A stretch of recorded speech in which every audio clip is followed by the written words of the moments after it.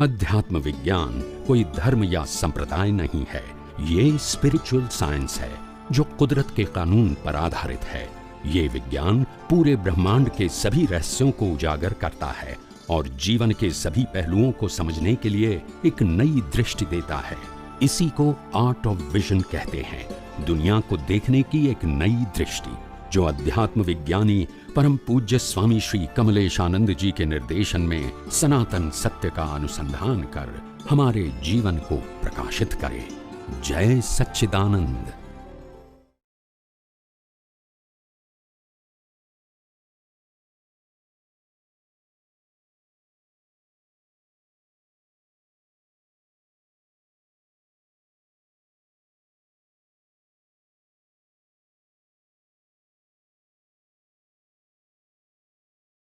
કપટના પડદા તો બધા બહુ છે, પણ એ કપટના પડદા એવા કે જેમાં બુદ્ધિ આવે, ચાલાકી આવે, ખ્યાલ આવ્યો?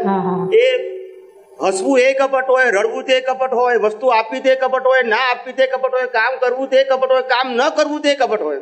તો કેટલાય પ્રકારના કપટ છે, પણ સેન્ટર પોઈન્ટ કપટ એટલે શું? આનો સ્વાર્થ. શું કીધું? પરિણામ વાળાનો સ્વાર્થ. સમજાય છે? તે રડે એમાંય કપટ હોય ને હસે તોય કપટ હોય. સમજાય છે?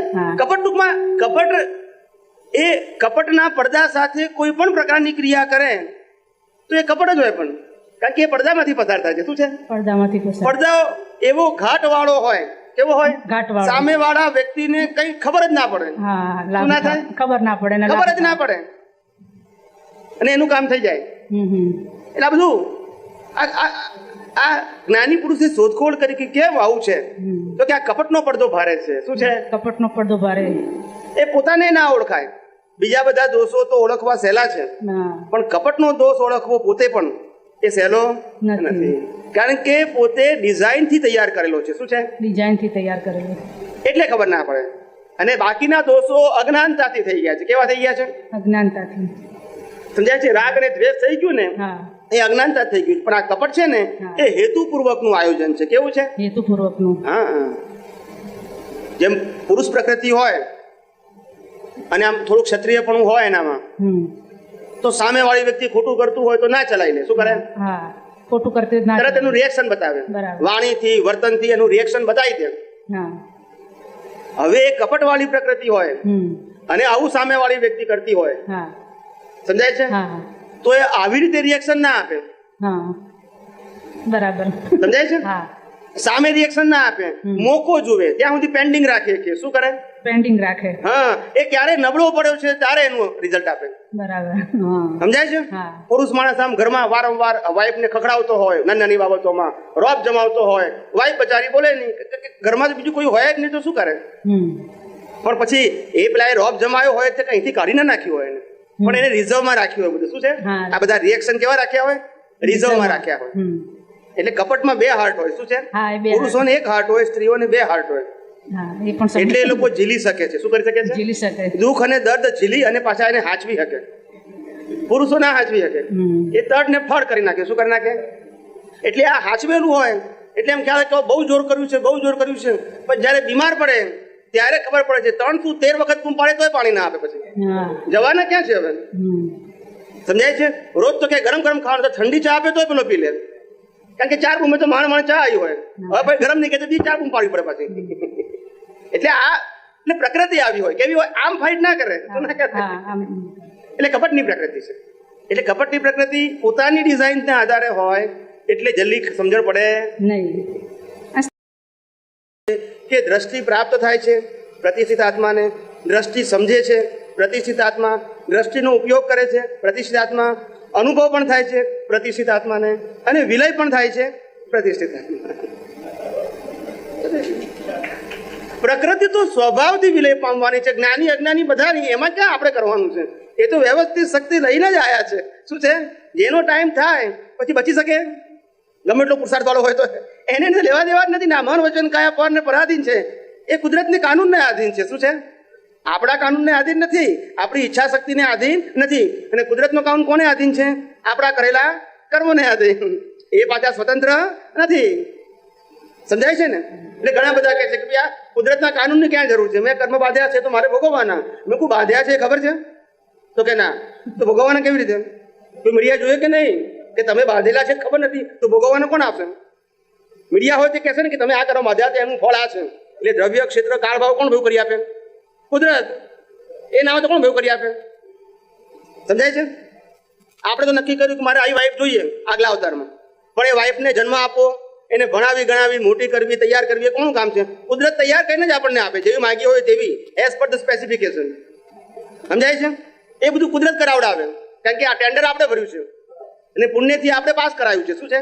એ ટેન્ડર પ્રમાણે માલ સપ્લાય કરવો એનું કામ છે, કુદરતનું કામ છે. એમ કોઈ પણ શુભ ક્રિયા કે અશુભ ક્રિયા જે આપણે બીજમાં નાખી છે એનું ફળ આપવાનું કામ કુદરતનું છે. આપણને તો ખબર જ નથી. એટલે કુદરતી કાનૂન શબ્દ છે. વ્યવસ્થિત શક્તિ શબ્દ છે ને એ જ્ઞાની પુરુષ દાદા ભગવાનની શોધખોળ છે, પણ વ્યવસ્થિત શક્તિ સમજવો શબ્દ એ સામાન્ય વ્યક્તિ માટે અઘરો થઈ પડે છે. શું થઈ પડે છે? ગમે તે હોય કે વ્યવસ્થિત, ગમે તે હોય તો કે વ્યવસ્થિત. એવું ના ચાલે. વ્યવસ્થિતનો મતલબ થાય કે આ જગતનું જે સર્જન થયું છે એ બટ નેચરલ છે. શું છે? કુદરતી થયું છે, એનો કોઈ સર્જન કરનારો નથી. અને ચાલે છે એ પણ બટ નેચરલ. પણ બટ નેચરલનો મતલબ કાનૂનને આધારે બટ નેચરલ છે. શેના આધારે? આમાં કોઈ દેવી દેવતાની જરૂર કે ભગવાનની પણ જરૂર નથી. એ રીતે બટ નેચર. સમજાય છે? પણ કાનૂન વગર દુનિયા હોય જ નહીં ને. એમ તો કોઈ રીતે ગમે ત્યાં પાપ કરે. જો કાનૂન ના હોય તેને શું કામ ડરવાની જરૂર ભાઈ? મારી વાત સમજાય છે? આજે કુદરતનો કાનૂન એવો છે કે જે રામકૃષ્ણ મહાવીરને પણ છોડે એવો અફર કાનૂન છે. નેચરલ લો. તમે ભાવ કર્યો એટલે ભોગવે છૂટકો. પછી તમારું બાહ્ય સ્ટેટસ ગમે તે હોય, ફેર પડતો. એટલે કુદરતનો કાનૂન છે, વાત સમજવી ઈઝી પડે છે. શું પડે છે? જેમ આપણું દેશ હોય, રાજ્ય હોય, શહેર હોય, અથવા તો આપણે નાનું ગામ હોય, પણ દરેક કાનૂનથી જ ચાલે ને. કાનૂન વગર ચાલે? લો તો હોય કે નહીં એને ચલાવવા માટે. તો આવડી મોટી દુનિયા ને એમાં આટલા બધા જીવો, કોઈ કાનૂન જ ના હોય? સમજાય છે ને? એ કુદરતી કાનૂનથી. કાનૂન વગર તમને સજા કેવી આપે? તમે કોઈ ભાવ કર્યો, બરાબર છે, એ ભાવનું તમને ફળ મળ્યું, બરાબર છે, ફળ કયા આધાર આપે? જો લો ના હોય તો ફળ કયા આધાર આપે? મળે તો ઉપર બધા એફએસઆર આપતા હશે આપણને એની મરજી પ્રમાણે કે આ ભાઈને આટલું આપણને આપો, એવું છે? એ કંઈક સિદ્ધાંતિક હશે.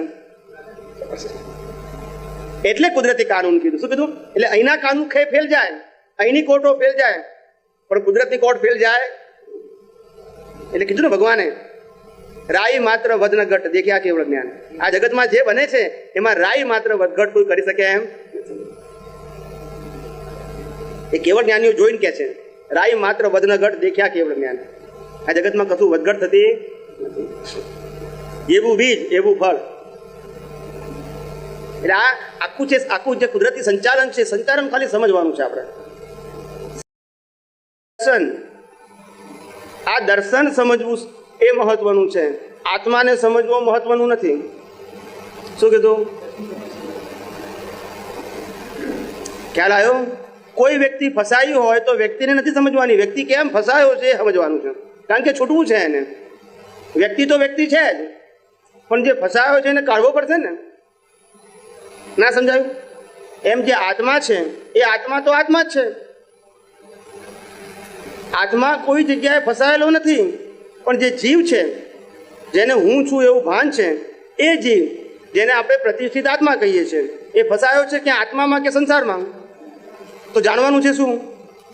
જેમાંથી ફસાયો છે એમાં જ છૂટવાનું છે ને, કે આપણે આત્મામાં જ છૂટવાનું છે?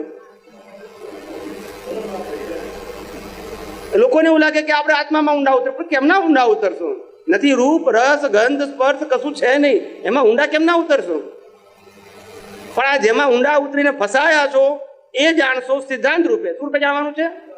શ્રદ્ધા રૂપે નહીં, ટ્રાન્ઝેક્શન રૂપે નહીં, સિદ્ધાંત રૂપે. એક સિદ્ધાંત જાણો એટલે લાખ ટ્રાન્ઝેક્શન એવા ને એવા આવે તો પણ તમે એમાંથી મુક્ત રહી શકો, કારણ કે સિદ્ધાંત પછી બદલાય.